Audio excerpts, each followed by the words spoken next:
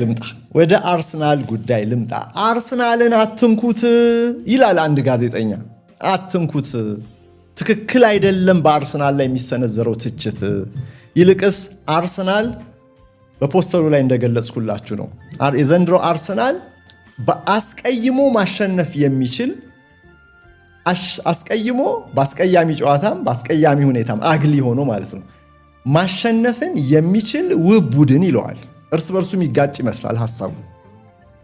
ቆንጆ ቡድን ነው፣ ግን ሲፈልግ አስቀይሞ ማሸነፍ ይችላል ይላል አንድ ጋዜጠኛ። እሱ ጋር ከመድረሴ በፊት ግን ስለ ቪክቶር ጊዮኮሬሽ ምላችሁ ነገር አለ።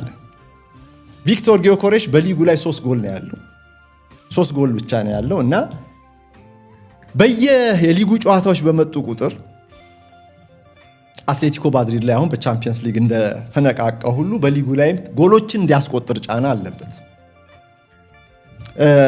ይሄ በርንሊ ጨዋታም ነገ 12 ሰዓት ላይ የሚጀመረው ላይም በተመሳሳይ እውነታው አንድ ነው። ጊዮኮሬሽ ጎሎችን እንዲያስቆጥር ይፈለጋል። በስፖርቲንግ ሊዝበን ሲያስቆጥር በነበረበት ሬት በአርሰናል አልጀመረም። ይሁንና ከዛ በፊት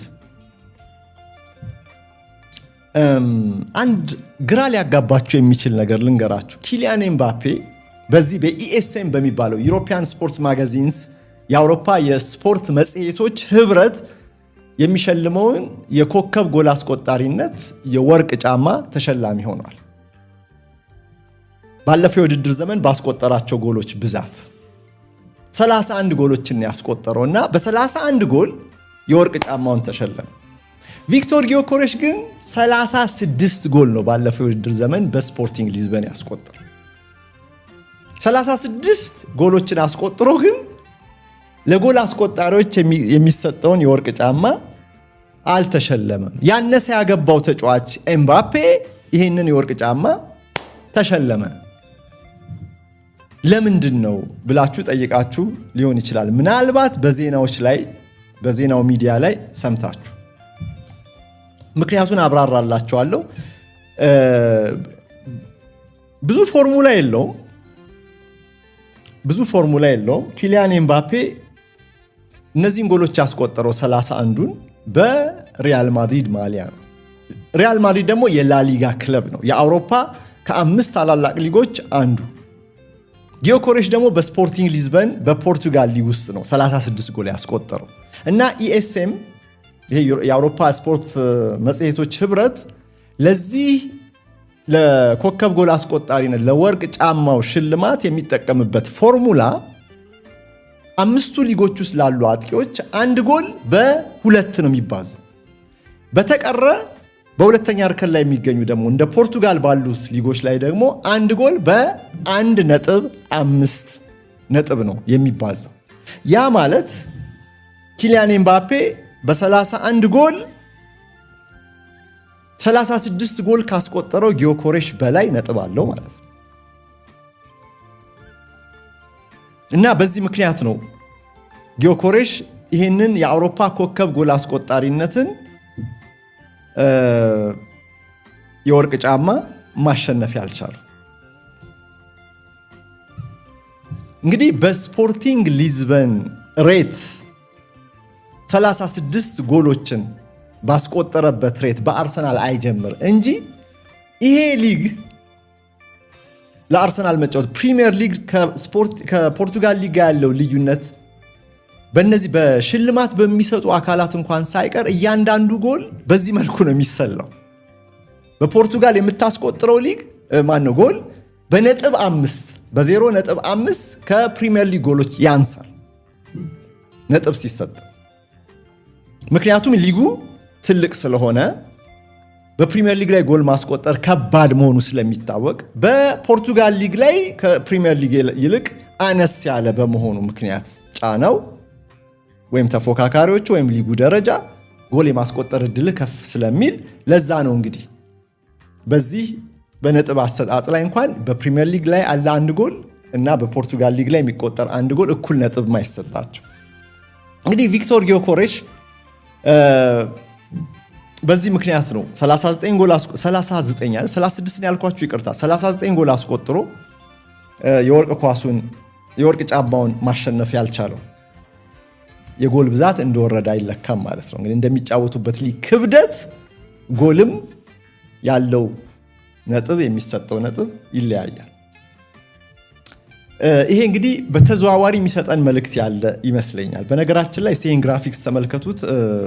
ፊት ለፊት የምታዩትን ኪሊያን ኤምባፔ በ31 ጎል 62 ነጥብ ነው ያገኘው። ካለፉት ተከታታይ ዓመታት ኮከብ ጎል አስቆጣሪዎች ተርታ ካያችሁት ኤምባፔ ዘንድሮ በ31፣ ሃሪኬን በ36 ነው ባለፈው የውድድር ዘመን ይሄንን ሽልማት ያገኘው።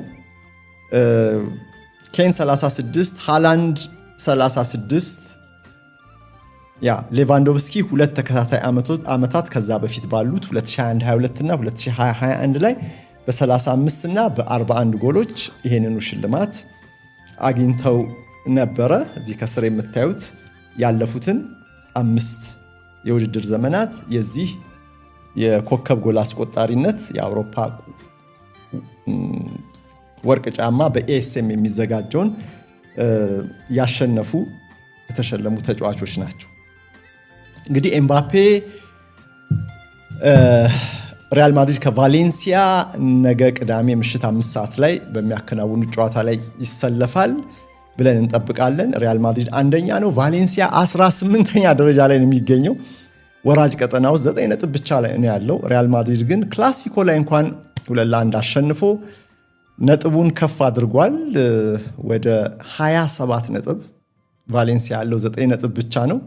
ከባርሴሎና በ5 ነጥብ ከፍ ብሎ ተቀምጧል። ሊጉን የሚመራው እርሱ ነው። እንግዲህ ስለ ቪክቶር ጊዮኮሬሽ ላንሳ ብዬ ነው እግረ መንገዴን ወደ ላሊጋ ጎራ ያልኩትና ወደዚህ የወርቅ ጫማ ሽልማቱ የመጣሁት። ጊዮኮሬሽ በ3 የሊግ ጎሎች ብቻ ቆሟል እና በየጨዋታው ትኩረት ይደረግበታል። አርሰናል 9 ቁጥር የሚያስፈልጉትን አብዛኛዎቹን ጠንካራ ጎኖችን የሚያሳየውን አጥቂ ያሰልፋል ከጨዋታ ጨዋታ። ይሄ አካላዊ ዝግጁነት፣ ጥንካሬ፣ ብርታት፣ ታታሪነት፣ ጎል ለማስቆጠር ያለው ፍላጎትና ትጋት፣ በሁለት እግሮቹ የጎል ሙከራ የመሞከር ብቃት፣ ቴክኒካዊ ኳሊቲም፣ ከአማካዮች ጋር በሊንካፕ የመጫወት ችሎታ፣ ፖዚሽናል ዲሲፕሊን፣ ቦታ እየያዙ እንደ አጥቂ በዚህ በኩል በዚህ ሁሉ በጠንካራ ጎኑ ይጠቀሳል ይሄ ተጫዋች። እነዚህ ጠንካራ ጎኖች ሁሉ አሉት፣ ግን ደካማ ጎኖቹ የአየር ላይ ኳስ አጠቃቀም፣ ከተከላካዮች ጋር ብዙ አካላዊ ግብግብ ይፈጥራል ይሉታል እና በስፔስን በማጥቃት በኩል ዘግይቶ በቦታው ይገኛል በቶሎ መገኘት ሲገባው። እንደ ሃላንድ በእንደዛ አይነት ሁኔታዎች ላይ ከፍተኛ ፍጥነት አያሳይም። እዛ ላይ ራሱን ደግሞ እንደነ ሃሪኬን ኳስ ለመቀበል ራሱን ነጥሎ ራሱን ዝግጁ በማድረግ በኩልም ይቀረዋል ይባላል። ግን አብዛኛዎቹን 9 ቁጥሮች ሊኖራቸው የሚገቡ ጠንካራ ጎኖችን ሁሉ ከአርሰናል ጋር እያሳየ ነው። አሁን በሊጉ ላይ ከ3 በላይ ጎሎችን እያስቆጠረ መቀጠል ይኖርበታል። በ3 ቆሟልን። ቻምፒየንስ ሊግ ላይ ያሳየውን ነገር በሊጉ ላይ ማሳየት አለበት። በቴክኒክ፣ በታክቲክ፣ በስነ ልቦናም በዚህ በኩል ቪክቶር ጊዮኮሬሽ በጥሩ ሁኔታ ላይ ነው የሚገኘው። ጎል አላስቆጠርኩም ብሎ አይለፋም። ወይም ደግሞ በዛ ጫና ውስጥ ይገባል ተብሎ ስጋት ነበረ። ግን ደግሞ በአትሌቲኮ ማድሪድ ላይ እነዛን ጎሎች አስቆጥሮ ራሱን ለማግኘት ችሏል። በሊጉ ላይ ግን አሁንም ቢሆን ጎል ሳያስቆጥር ከወጣ በሊጉ ላይ ያላስቆጠረባቸው ጨዋታዎች ይሄን ያህል ናቸው እየተባለ የጨዋታው ቁጥር መጨመሩና ከዛ ጋር ተያይዞ ደግሞ ስሙ መነሳቱ አይቀርምና ይሄ ጎል አስቆጣሪ ብዙ ጎሎችን በማግባት የሴሌብሬሽኑ ሱሰኛ የሆነ በቶሎ በሊጉ ላይም እንዲሁ ወደ መስመሩ መመለስ አለበት።